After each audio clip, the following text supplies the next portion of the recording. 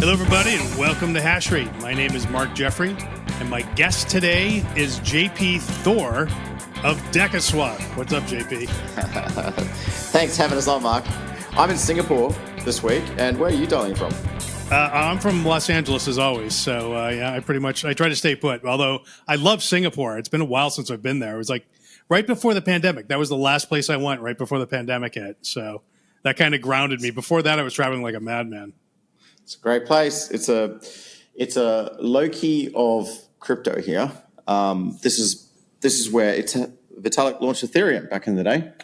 Yes. So there's a lot of crypto funds. There's a lot of crypto projects. A lot of exchanges here. It's very easy to bounce around between them all. In fact, I'm staying with a friend of mine here in his place in Singapore, and he's fully connected across the Singapore crypto community. Super cool.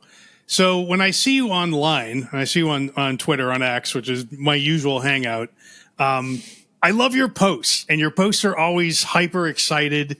You know, you're like assembling the Avengers. You're building a pro crypto army, right? And you're basically a man on fire on a mission to reinvigorate DeFi with this thing called DecaSwap. So tell us, what is DecaSwap and what is your mission? So I just see so much opportunity to build, and if done correctly, then decentralized finance can change the landscape for everyone, for the way that they interact with money, the way that fees and income is distributed around the world. And I've been kind of grinding against this since 2013, when I first got into Bitcoin. I started playing around with Bitcoin wallets. At the time, there was no Bitcoin wallet on the App Store. Apple banned it. So I was downloading bitcoin.exe on my Windows laptop and poking around, and I was getting into iPhone app development at the time, and I was trying to build a Bitcoin wallet in the 2013-14. Eventually I gave up because Apple had a blanket ban on Bitcoin apps, and I was distracted with work. But I revisited in 2016-17 and got into it. But I've kind of been on a warpath against centralization and centralized exchanges ever since. In 2014, I woke up and logged into BTC.com, and the FBI had seized all my Bitcoin. Not all of them.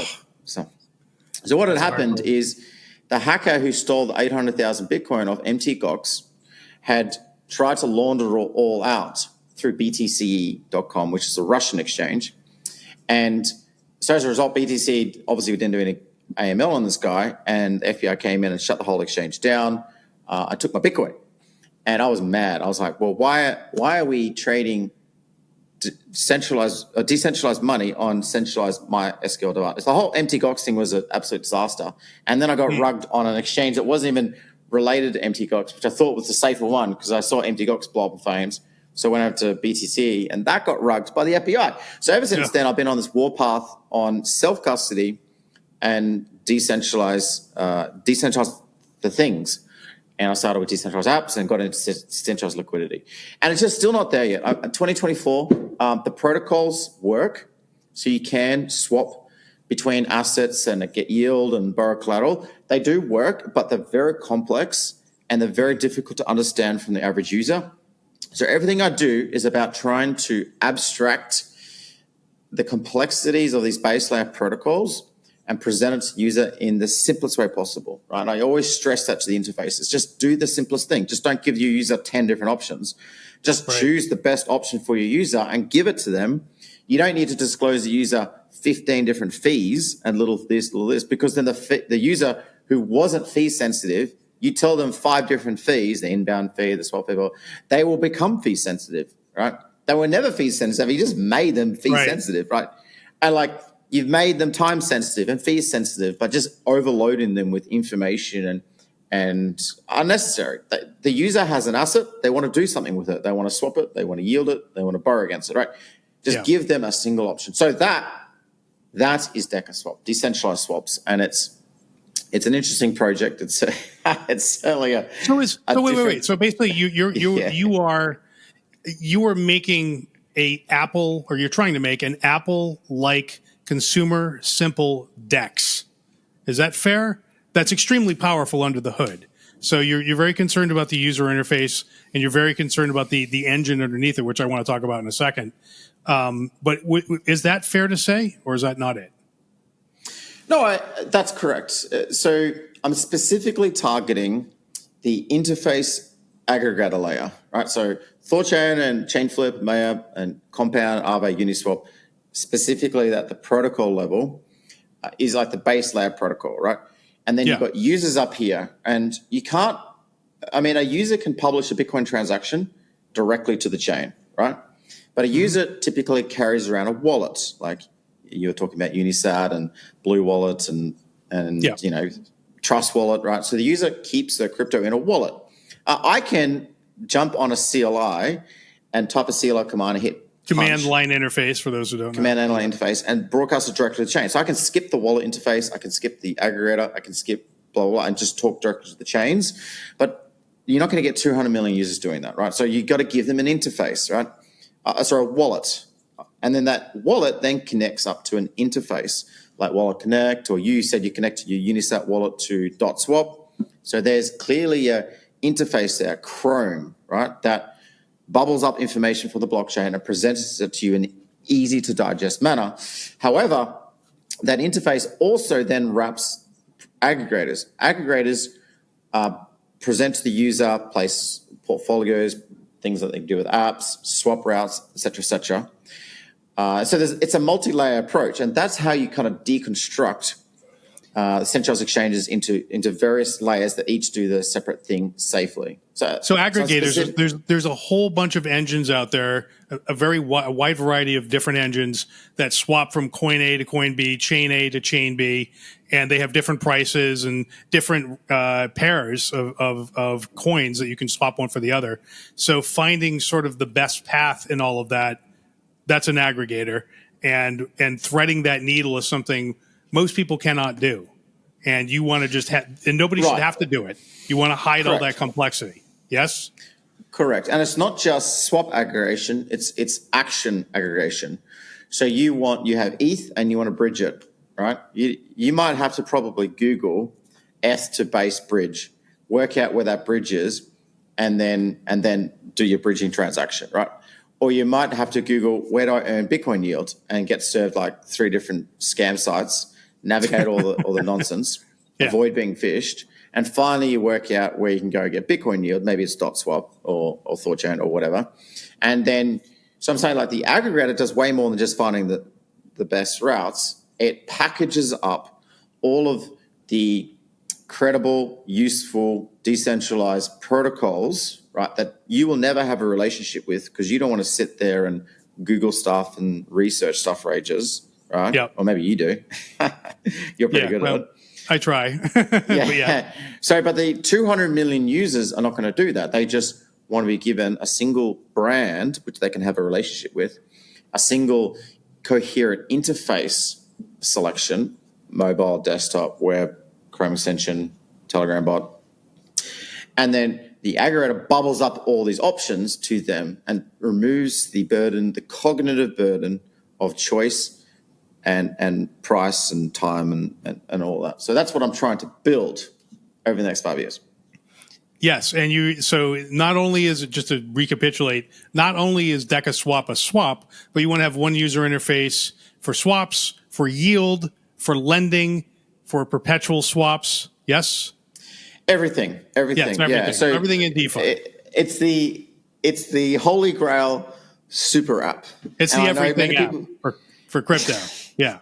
I mean, that's, yeah.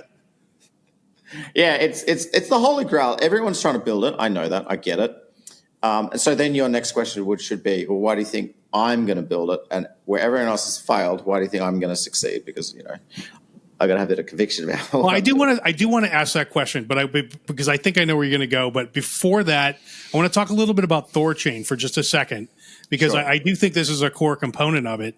And my own reaction, I recently did a hash rate on THORChain like a couple months ago around the LEND program. That was where you guys first came back on my radar. Now I've been in crypto since 2013, and I've been studying all this stuff as much as I can in the intervening years, and I ran across THORChain, and I immediately kind of dismissed it because I thought it was a chain that I wasn't going to care about.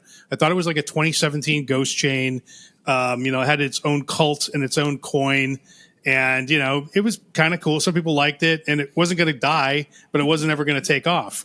And then I dug into it again because of the lending product that you guys put out.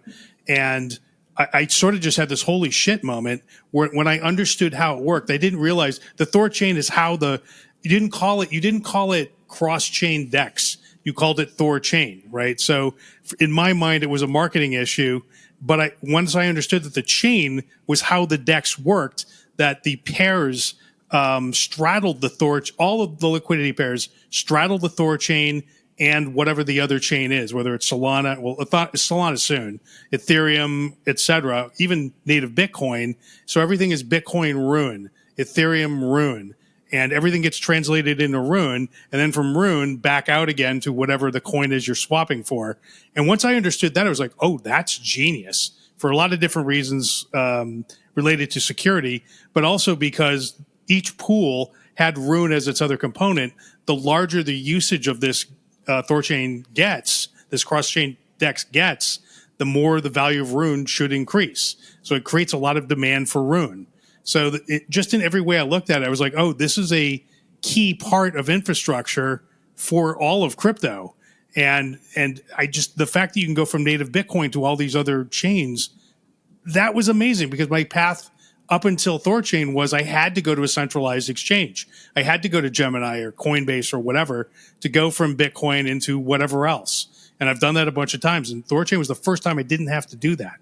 And that was huge. So I sort of started tweeting. I was like, so somebody should make, not a THORChain branded, DEX thing. And everybody was like, oh, they're doing it. It's this new thing. So I guess that was part of what led you guys to do this. And I think that engine is part of why you will succeed. Is that right? And what else will be the factor which makes you guys the ones that work? Right. So I believe THORChain is built correctly and will stand the test of time. It had to solve some hardcore technology problems first, and it doesn't want a relationship with its users, which is interesting because that's counter-normal to all the other projects you might have touched base on. However, we did create a cult around it, and the cult has helped, which I'm part of. The cult Clearly has helped. You might be the shaman to where it is today. And that's because we attach it to one of the oldest memes, one of the strongest repositories of memes, which is Norse mythology. It's actually older than the Book of Genesis. So like green pastures when it comes to the memes and the ideas and the vision and the association. And it's an unowned brand. Like you can't own Norse mythology. Like no one can own the Book of Genesis, right? So that's how it helped create this cult and this rich, memified landscape, which you probably, but interesting as I always maintain, because half the time the community of the last 6 years were like, let's rebrand it as like a cringy coin. But it's like, no. That's kind of what you want. All marketing is good marketing. You want people to be bipolar about it. Because if people are lukewarm about a brand, you're never going to have hardcore advocates. But if you create a bipolar brand, right? The people who are never going to be your advocates are still not your advocates, but the people who you force the people to be in or out, right? So you for so long were like, nah, I'm out, and you were over here, and then suddenly you're like, hang on a minute, this is legit, and then you switch, and now you're a hardcore cult member. So welcome to the THORChain community.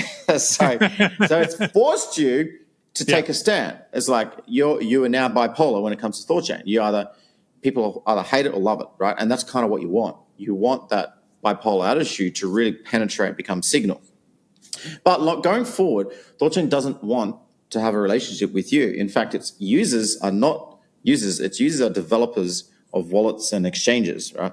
And so for the last 3 years, we've worked really hard to try and package up THORChain's developer user experience and improve that. That's the team's primary product, is to make it easy to integrate in wallets, right? Long-term, THORChain wants to be the HTTPS to google.com, right? DecaSwap is going to be the google.com, the brand that you associate with and forms a relationship with you. And THORChain will just disappear away as the HTTPS, and that's fine. Long-term, the Rune asset, because it should be one of the most liquid assets from its pairings with Bitcoin and ETH and whatnot, and because it serves up useful features and makes real revenue, should become an extremely low volatility institutionalized asset, which you allocate capital to in order to access the yields of the system. And you can play on both sides of the incentive pendulum.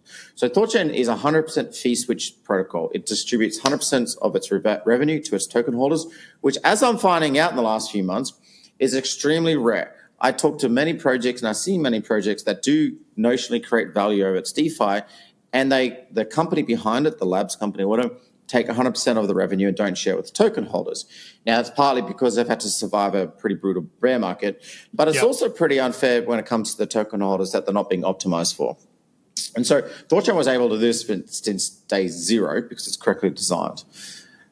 So long term, it's just a protocol that it can access real yields by serving a real utility, right, in a decentralized way. And THORChain is not decentralized anymore; it is actually decentralized.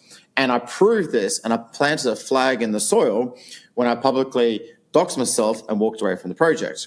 Because if I wasn't able to do that and THORChain just ground to a halt, then clearly I'm lying to everybody, as many other projects are. But the fact that I was able to do a giant handover over the course of the last 3 years, hand off the project, is proof it is decentralized. And by the way, this team that now helped maintain and push the roadmap of THORChain is completely self-selected from the community. So it's not just decentralized, it's literally decentralized. It will continue grinding blocks as time goes on. Well, so now how does someone add a new pool to the THORChain? Like if I came along with a new coin and I wanted to get cross-chain support between my coin on X chain and other coins on Y chain, how does that work? Does that have to be approved by somebody? So adding a new chain to THORChain is quite a developer intense activity. So adding Solana or Ton is going to require effort. So developers will have to get paid, software will have to get committed, and the nodes will have to download that software and run it should they want to run it. So that's hardcore, right? But to add like pools, long term, I think THORChain should optimize for the gas assets of each chain, creating deep liquidity with gas assets. Yeah. And there's always long tail AMMs on the chain. So DotSwap is an emerging AMM on Bitcoin using the Runes protocol and off-chain expressiveness, right, through Taproot, MuSig, and various other things. So you should be able to swap from like Ton into Bitcoin, and then that Bitcoin swap calls into the DotSwap with an aggregation instruction from THORChain in order to do a long tail swap into NUSD or any of the Runes, BRC20s and whatnot on DotSwap. Got it. So it's like so basically THORChain is like exactly. the core, but there's like a multiple hop that is executed. And then so the only thing the user sees is they interface with DecaSwap or whatever else, right? Whatever else is plugged into THORChain, and the aggregators and these other pieces just automatically figure out where to go and what else to call. Correct? 100% correct. So THORChain should never really integrate NUSD. I mean, I'm looking at DotSwap right now. NUSD, I don't know, was it 100 grand in liquidity? So not much. It's about $500,000 right now on DotSwap for NUSD. Yeah, half a million. But yeah, it's early days, so it's just starting off. But yeah, there's about 4 million total NUSD issued at the moment. So it's not nothing, but it is early. Yeah, it is early. So there's no point trying to list there's also a DotSwap Rune or a NUSD. There's no point listing those tokens on THORChain. That's never going to work because the liquidity is just not meaningful. But Bitcoin's listed, and you may, it's just a technical problem, be able to do a swap into Bitcoin and then a follow-on aggregation swap into NUSD in a single transaction, right? That would be the true cross-chain liquidity hub. So we envision THORChain as always a liquidity hub and not like the be-all and end-all of protocols. It actually needs other protocols to hook into in order to reach out, like the tree of Yggdrasil. Yeah, got it. Yggdrasil. Is it Yggdrasil or Yggdrasil? I don't know. Yggdrasil. Yeah, that's the tree. That's the tree in Norse mythology or if you know Marvel, you've seen it in the movies. So, so I read through your deck on X, and one of the things you bring up is the deck on DecaSwap. Yeah, the deck on DecaSwap, and you bring up Kyber as sort of a full stack DEX. Like you basically talk about aggregating all or vampire attacking all of these protocols. Okay, there's a lot going on. Tell me about what's the plan here.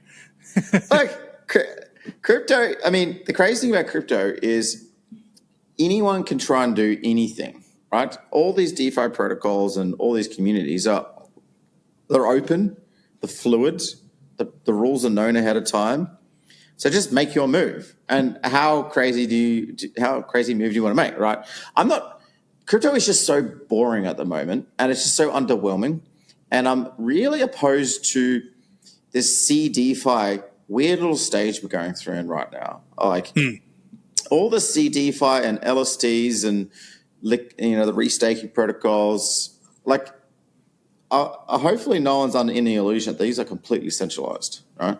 And a lot of the L2s are completely centralized as well. So we're still stuck in the land of centralization and the land of just people and projects just being underwhelming and not trying to build hardcore. So I kind of came out of, I had a giant bit of, a bunch of bandwidth opened up. I was looking at it. I actually was trying to drive more flows to THORChain just by call to action with chaos. And I realized there's actually no real meaningful call to action I can give them. Where are they going to swap and shapeshift, THORSwap, whatever? What's missing is a giant brand. And so I'm trying to play some three big cards here. And as we've gone along, I've got more and more ambitious. And, I keep telling the whole world to accelerate and memes and genes. But I actually believe that. I actually believe that we should take all of our time and effort and convert it into an upgrade of humanity itself. Like that's your purpose. If no one's told you that, I'm telling you right now, your purpose, Mark Jeffrey, is to upgrade humanity itself by having kids, and they will be more genetically superior than you because of probabilistic genetic evolution. But also, they will have at their disposal a larger memetic repository. That is a set of useful instructions for understanding how the universe works. E equals mc squared, force equals ma. Everything around you, this iPhone was built with memes, right? Genes didn't contain the instructions to build iPhones with cameras with RF comms, right? The memes did. And you can download those memes off Wikipedia or like a library, right? Mm-hmm. So your purpose is to upgrade humanity itself. Your purpose is to not accumulate a whole bunch of wealth, sit on your Bitcoin, and ride and die that till you die and pass on to your kids so they can do the same thing in a consumption death spiral. No, your purpose is to upgrade humanity itself, its intelligence, genetically and memetically. And you can use capital as a temporary parking position of time and effort. So you take your finite time and effort and you convert it into capital, value, wealth, which allows you to purchase someone else's time and effort and direct it to an end goal. That end goal is the upgrade of humanity itself. So why don't you just skip straight to it? Like, why even sit on capital? Why store it up in property and wealth and cars and whatever? Keep that shit liquid and get it into the arena as quickly as possible. Invest in yourself. But none of this tells me what DecaSwap is and what the plan of attack is. So I get carried away with the memes and genes. Yeah, no, I'm trying. So let's pull back to earth. What is the sort of practical plan for upgrading humanity via DecaSwap, and what is the plan to get DecaSwap to be the dominant cross-chain DEX on planet Earth? Sure. So we are going to roll out a large momentum play by essentially vampire attacking all of these DeFi protocols, just to create some insight, play some on-chain DeFi games, get everyone's attention. So literally declare a protocol as a target of a vampire attack and just pay people to move liquidity over. It's on-chain games to make DeFi exciting again. So that's the narrative. So you'll give them a token. You'll be like, move your token over here, just like what SushiSwap did to Uniswap back in the day. Correct. There'll be a farming token to move liquidity over and basically play some on-chain games. We're just going to do it 10 times bigger. So instead of attacking one protocol, we're going to attack them all. I throw out the word attack pretty loosely. They're not actually attacks. They're just we're going to bribe / incentivize token holders and LPs to move protocols in an effort to create as much chaos as possible, to drive forward a narrative change, and to get people looking back on DeFi, right? Mm-hmm. So well, you called it, you said, KPI is not the TVL acquired, it's chaos per second. That's one thing you've said. So what is it, the chaos? But there must be an end to the chaos, right? Like that services DecaSwap. You must be right. So as we create chaos and we get people eyes back on DeFi, and we get this reinvigoration of DeFi and a repricing of DeFi with that attention acquired, then we are going to use that momentum to acquire up 10 to 20 other protocols. Who knows? Let's see how crazy we can get. And so what we're going to attempt to do is merge in these protocols, these products, these teams, and acquire all the token holders. So there's heaps of projects out there that have been down only for a while, and the most loyal, most engaged token holders are still holding on, right? They haven't dumped. They still believe in the vision of the project, right? But the project kind of has lost momentum, right? So we're going to come in and scoop them all up, right? These are the token holders you want to have, right? The last ones standing, loyal to your project, are the ones most valuable. Yeah, isn't that right? Like the first hands out, well, you don't want them. Yeah, well, they're long gone. You want the last group standing. They are your loyal, ardent supporters, your soldiers. So we want those, and we're going to incentivize them to switch, and away we go. And so I will hopefully acquire, rather than starting with 0, 100,000 token holders, right? By doing these giant mergers. At the same time, I get to consolidate products. So I get to acquire mobile apps, web apps, aggregators, fiat ramps, Telegram bots, whatever. So I can acquire these 10 plus products, rebrand them all, and give everyone a new brand to emotionally identify with. And then I can acquire 10 plus autonomous, stable teams around the world with a bit of trimming here and there to build out these products under a cohesive brand, right? So I don't need to hire 1,000 engineers. They already exist. Yeah. Right. I just need to refocus them in a certain direction. And so my job is actually quite easy. I give them a much bigger vision to build to. I give them a branding and style guide that everyone's on the same page for. I will say, you're not doing any marketing anymore. I will be your marketing department. You don't need your PR anymore. I'll take care of your PR, your marketing, KOL, blah, blah, blah. Right. And then let's set forth in this direction with these 100,000 loyal token holders all ditching out their old token and acquiring a new token. And then I merge everything together. So via a liquidity backdoor, which I acquired, being Kyber.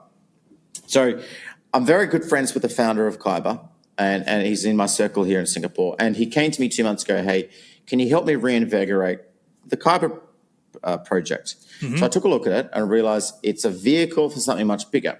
My first idea was take Kyber and rebrand it. What is Kyber, by the way? So can you explain what that is just briefly? Sure. I'm not actually familiar. Kyber was a September 2017 ICO that I actually participated in, launched here in Singapore. Vitalik was an advisor, and they were trying to build liquidity, on-chain liquidity. And they've had a few darts in the dartboard over the last 6-7 years, but it's an OG DeFi coin. It's a top 3 aggregator already, a very smart team, an amazing team actually that build hardcore. But they wanted someone in like myself who could generate a relationship with their users. So at first I was going to jump in, work with Lloyd to re-energize, rebrand, and re-kickstart the project again, right? And give them new energy. And then I was like, hang on a minute, what if we just start merging in some other projects to build out the product suite? And so we started taking that angle, and I was like, well, hang on a minute, DeFi is boring at the moment. I can start merging in projects, but it's just going to be like announcing it to crickets. No one's listening. Right. How do I make everyone listen at the same time? Create chaos. So that's Project Chaos. So chaos, yeah. Just right. Makes so sense. It's a rebranded, re-energized Kyber merging in 10 other projects on a single vision to build out this interface aggregator layer with a chaotic start to create as much attention as possible to reprice DeFi and get people involved and excited again. Anyway, but getting back to the memes and jeans, just kidding. Yeah. No. I mean, I think so. I have some questions about all that. So So I love the energy of this. I love the basic idea. I have to admit, I love the idea of the THORChain engine being one of the core components of all these other things, and having a unified UI front end. If you're so these other protocols that you're vampire attacking, they're probably not going to like that. I mean, No, they should like it. Attacked. No. Incorrect. A project who is in my crosshairs should counter. They should spike up incentives. They should fight for their token holders and their LPs. Okay? They should publicly, I'm going to play my chess move. They should play their chess move. If they don't, they never cared at all. And it was just a giant rug, right? So screw those protocols, right? Who cares? Like, they were never going to prioritize users. If they do counter, if they do prioritize the token holders by spiking incentives, then they care about the token holders enough to pay for them to stay. And that's going to cause the repricing. That's going to cause the re-stimulation of DeFi, because suddenly everyone's like, okay, it's actually a DeFi game. Let's participate. Let's see where we can arbitrage and exploit. So that is the correct response. So if you're a protocol in DeFi land right now, what you should be expecting my tweet, right? And you should be looking forward to it. You should be disappointed when you don't get targeted, right? That's the correct response. So are we talking about like Uniswap and Curve and, some of the... All of them. All of them. Okay. So you're going after you're hunting the big buffalo. Oh, yeah. You're not hunting like, the little tiny ones over on the side. You're going after, Radium. You're going after Balancer, Aerodrome, Sushi, Curve, Uniswap. Those people. That's it. Yeah. Okay. That's it, brother. Well, that is ambitious. There's no question about that. No, I mean, of course, you got to have a crack, mate. I mean, I'm not here. There's a saying in Australia, like, I'm not here to F spiders. I'm not here to muck. Why? I don't know. You guys might probably use that saying as well. But we probably don't, but that's okay. So, come on, let's have some fun. Let's get in the arena. Like, what are we doing? Okay. So, anyway. Do you have money to go attack this? Like, where are you getting the money from to go? Like, how is this being powered? So we need to burst onto the scene with a bit of momentum. So I'm doing a raise right now. I think last check I was like 15, 18 million raised. I'm putting my own money as well to finance this. Like I said, like this, get in the arena, spend your money on memes and jeans. I've got a daughter, so I've done the jeans bit. And now I spend all my money on, which is the accumulation of my time and effort over the last 10 years, on memes. And I'm talking like Instagram and TikTok memes. I'm talking about changing humanity's understanding of the universe, right? Everything, right? That's what we're here for. Anyway, so that's why, like, if you go, what motivates you, JP? Well, it's memes and jeans. Wealth does not motivate me. Wealth is purely a tool to direct time and effort, yourself and the people around me. That's it. Okay. All right. So let's talk about some specifics of this plan. And I've heard a couple other different parts. So that you have a token called Vamp. I guess did you guys settle on that as a name? I know you were discussing. No, it's going to be Blood, I think. It's going to be Blood. Okay. So Blood will be the vampire attack motivational or that's a farming token. Farming token. Yeah. Fair enough. And any plans for launching that? Just, do you have any specifics on that? Very soon, as soon as we get our vampire attacking product suite ready. So you will farm Blood by moving your liquidity over to this new AMM, which we're going to launch. And we're going to launch on L1, L2, Solana, Ton, wherever we have the developer effort for. And so you'll farm. And so you can farm Blood, and it will have a value, a monetary premium. It'll have a pull 2. So Vampire's done with pull 1s, pull 2s, and you can even do pull 3s. But pull 1 is like ETH USDC. Pull 2 will be Blood ETH. And then pull 3 is like the locked up governance token, but we're not going to do a pull 3. So we will have a liquid pull 2, and we will target the pull 1s of various other protocols like Curve, Balancer, Uniswap, whatever. And you better zap your liquidity straight in, lock up your LP tokens or your LP position, and start earning Blood. Right? That's it. And then at the same time, we will incentivize pull 2, so that will be deeply liquid. And then as this project gets momentum, because it's going to create a lot of chaos, all right, then the on-market value should go up. Well, because more people involved, it has to go up, right? And so that will create momentum and get everyone's attention. And as we create momentum, get everyone's attention and prove it on market via the pool too, we can then go to all these other DeFi projects that we're trying to like merge in and say, look, we're doing a much better job at momentum liquidity than you are. Why don't you merge in with us and give us your whole token base, your treasury, your socials, your Twitter account, your Discord, your Telegram, and everything.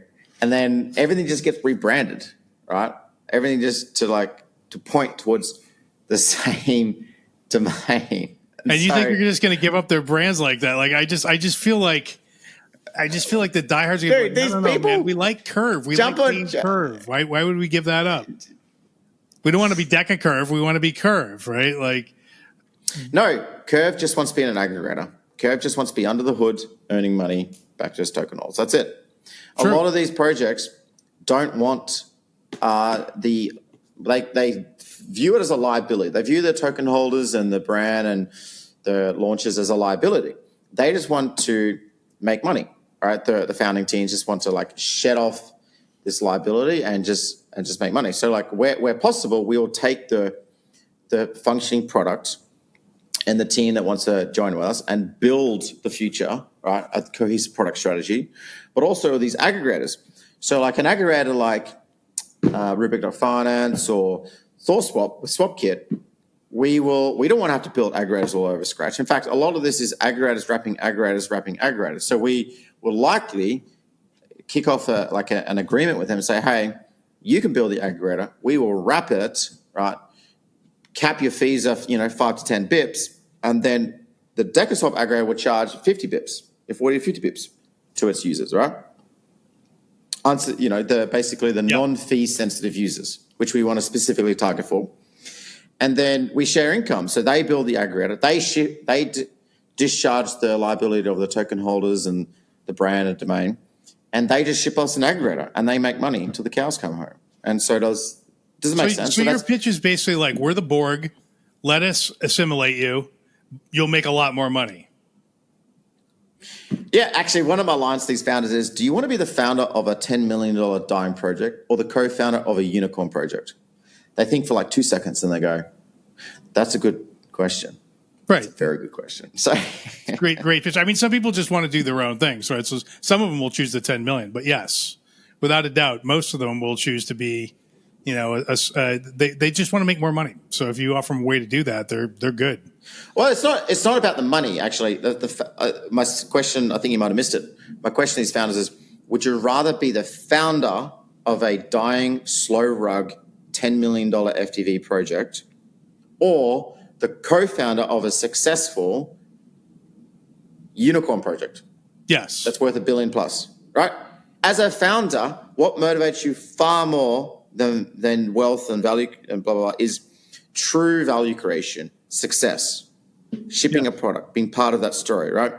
They can see the writing on the wall. A lot of these projects, they hit 100 million, 200 million last bull cycle, and now they're like 10, 15 million in a down only. They've lost momentum. They've lost liquidity. Yeah. They're never going to get listed on Binance, right? They're never going to turn that ship around. And I've been there. I've been part of that project and projects like that, right?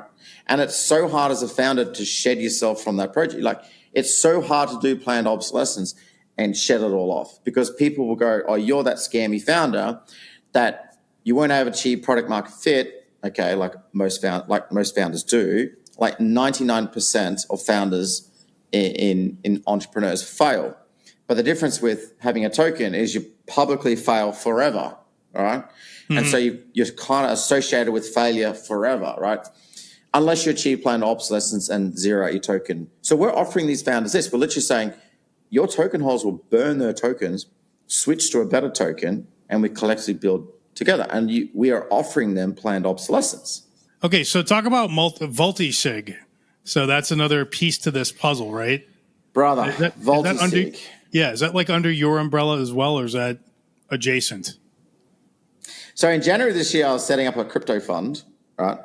And I was setting up the multisig for like THORChain, Solana, Ethereum, Bitcoin for my fund, right? Because we're about to put $20 million in and we wanted to be secure. And I was horrified at how bad the user experience was. It's just so bad. And I thought, hang on, we've already solved this. So I called up my THORChain engineer. I was like, why don't we just take our TSS and stick it in? So here's just a little vault, which I'm showing you right now. And it's basically multisig for all the chains, like everything there. Because this TSS solution, I'm showing you right now, so this is 2 or 3 vault, and it generates an ECDSA key and it adds a key, so like Solana and Bitcoin, and it requires like 3 devices. So rather than like doing a little click, click, click on your ledger or your Trezor, right, and carrying around the world in your backpack, you have a Mac app, you make a transaction, you pull out your phone, you hit the camera button, and then boom, scan a QR code, done. And so you can fly around the world now with your crypto safely on your laptop and your phone and not get anyone's attention. And it's multifactor. So like if you download a malicious PDF by downloading something silly off Discord, you're not going to lose your keys because it's not single sig. And you're not worried. Like right now, I'm here in Singapore. Like imagine if I had my ledgers back home in Australia. They're not, by the way. But like who's like poking around my house right now, pinching my ledgers? Right. And how long do I know before they sit there and guess my PIN code, right? Yep. Does it make sense? Like, it's still single signature. Or like, are they going to work out where in the backyard I've dug and hidden my seed phrases, right? Right. Always the fear. Because a lot of people slip the little seed phrase cards in the bottom of the wardrobe or in the office, in the bottom drawer or in the Bible on the bookshelf. Or like you might like get your engraver from Home Depot and engrave it into a piece of steel and stick it in the garage. And well, guess where I'm looking if I'm trying to hack you? I'll go poke around the garage and trying to find that steel with your 12 words engraved on it, right? It's still single signature. And by the way, money's only going to get hotter as there's going to be more bots. Bots are going to be paying bots. Bots are going to be paying humans. Humans are going to be paying bots. So money is going to get hotter and more online. Anyone that says money's going to get colder, incorrect. So we need to solve the hardcore problems of having money permanently touch the internet all the time. And single sig is not that solution. It's multi-factor. And so when you can basically, like in my opinion, the gold standard of crypto custody is 3 email accounts, 3 cloud storage logins. So you have 3 email accounts with 3 cloud storage, 3 different 2-factors, and a 2 out of 3 VultiSig, and you save your backup or your vault shares on each of those 3 different cloud storages with 3 different email addresses, 3 different 2FAs. So it takes you like 30 seconds to save it all up and set it all up. And now anywhere in the world, if you lose any of your devices, you can go to the Apple App Store, you can go to your Android corner store, download a new app, log into your G Drive or your Proton Drive or your iCloud or your Dropbox, punch in your 2-factor, boom, fully back on. You respawned. You're back. So let me try to repeat it back to you and tell me if I got it right or not. So instead of just having a ledger, hardware wallet, which is single sig effectively, we like the idea of a multi-sig, but that's too hard for most people. So you made something which is consumer simple, where instead of a ledger, the hardware device is this, and it's your laptop, and your laptop. So that's 2 signatures. You can have up to 6 or something like that. As many as you want. But so you said I like just have 2 out of 3 is fine. Yeah, and then just being able to get it back. So there is no special hardware wallet. Your equipment are pieces of your wallet. So yeah. Correct. Yeah, very nice. Okay. And by the way, my developer just DM'd me. VultiSig Android is now live on the App Store, the Google App Store. Ah. And we are slowly going through and getting it live with Apple. It's a bit more work to get it live with Apple. Yeah, I was going to ask actually if it was live with Apple yet, because it does sound pretty interesting. I've looked at things like Casa and some other things, and there seems to be issues with each one of them. So I'm definitely going to have a look at. So yeah, it's live on Google Play Store right now. That's the Android version. So it's basically a multi-factor, multi-chain, multi-sig called VultiSig, for Crypto Vault, right? Yep. It's the new multisig, right? Everyone knows what multisig is, but this is better than multisig. Yeah. Yeah, it's honestly go. Obviously, wait. I mean, there's a Mac app, Android app, iOS app. Start having play around. I have literally thrown out all my ledgers. Almost. There's still like I need to like move some staking over. There's always one, right? I know. It's like, oh god. Yeah, we're all the Like, same. oh, We've I all gotta got go. like old. I've got like old treasures from like 2015 or 16. I found some really old treasures. I mean, there's stuff. There's like dust on them. There's like nothing good on them, but yeah, they're still hanging. Yeah, out. but one day it's going to go up in value, and it'll be worth digging out. Right, you're like, oh my god, I had 10,000. I didn't even know. I've got one of those Casa Lightning nodes. You know how Casa used to, James Lopp company used to make those little Raspberry Pi Casa nodes. So I've got like, I don't know, like half a Bitcoin locked up in a Casa node in a Lightning channel. It's been offline forever because I've been moving around so much. So one of these days I'm going to go and figure out how to unlock that half a Bitcoin from my Casa node, wherever it is, somewhere in storage probably. All right, JP. Well, we're pretty much done here. I think. Is there anything else I missed that you want to talk about? Look, THORChain's a base layer protocol. It's a liquidity hub. It's built correctly. It's decentralized. DecaSwap is the interface aggregator that's going to be formed out of the mergers of multiple DeFi projects with a very chaotic launch, but a long fundamental play to solve some hardcore problems to get 200 million users on chain, like a super app. VultiSig is a multifactor wallet, which I encourage you to go check it out. It's still kind of in beta, so test it with beta funds. And then, I just think there's just so much to build. And crypto is blank slate. Anything you can think of, go ahead and build it. And it's just, the space is ripe for just people doing the right thing. There's just so many people not doing the right thing that if you just come out and do the right thing, you're actually a signal in the noise. It's crazy. But just project, get yourself out there. I mean, if you're doing the right thing and nobody knows about it, then get out there and tell the whole world. Build in public. Have a crack. Couldn't have said it better. Thank you, JP. My name is Thanks, Mark Mark. Jeffrey. This has been Hash Rate. We'll see you all next time.